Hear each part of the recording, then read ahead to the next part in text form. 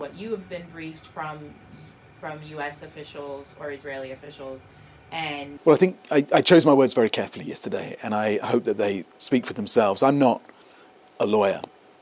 I'm a humanitarian. My job is to get the aid in, to get the attention of the world, to help create the conditions to get that aid in and save as many lives as possible before it's too late. But I did also want to make sure that we weren't making the mistake that we've made with previous massive breaches of international law, where it hasn't been called out soon enough. And so it was a challenge, really.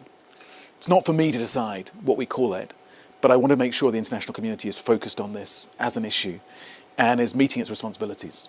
That aid gets to the children and civilians and women who need it most. And we have these very, very robust procedures. We want to deliver. Let us in, let us do our work. And so that comes through all of our conversations with Israel. But these specific meetings, it's 13 meetings now, have been to look at the detail of this so-called modality, so-called humanitarian fund, as it's been evolving. And we've had meetings as well with some of those involved in it and the Americans too, to try to understand, is it something that can be made to work? Can we find a way to make sure it's compatible with our humanitarian principles, neutrality, impartiality, and so on? So we've made that effort, but it's so far from being able to meet those conditions, as the SG has said and as I've been saying.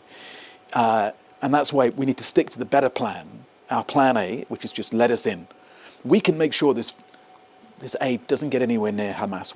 We have our procedures.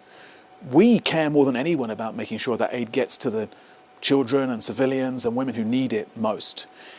Moved around, moved out of their own locations, deliberately displaced into holding. What I have heard is a system that, to me, feels very dehumanizing of the people who we're there to serve, the people whose needs we're there to meet, that has them moved around, moved out of their own locations, deliberately displaced into holding pens, expected to show ID and so on in a very dehumanizing way, which isn't based on humanitarian need. And what's clear, the lawyers say this to us, NGO partners and so on, is that if we were to acquiesce in a system like this in Gaza, we would be undermining our humanitarian principles globally.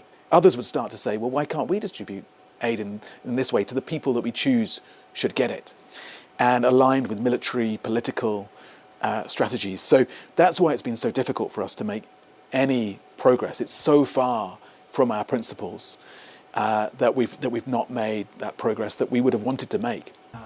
And that's why we need to stick to the better plan, our plan A, which is just let us in.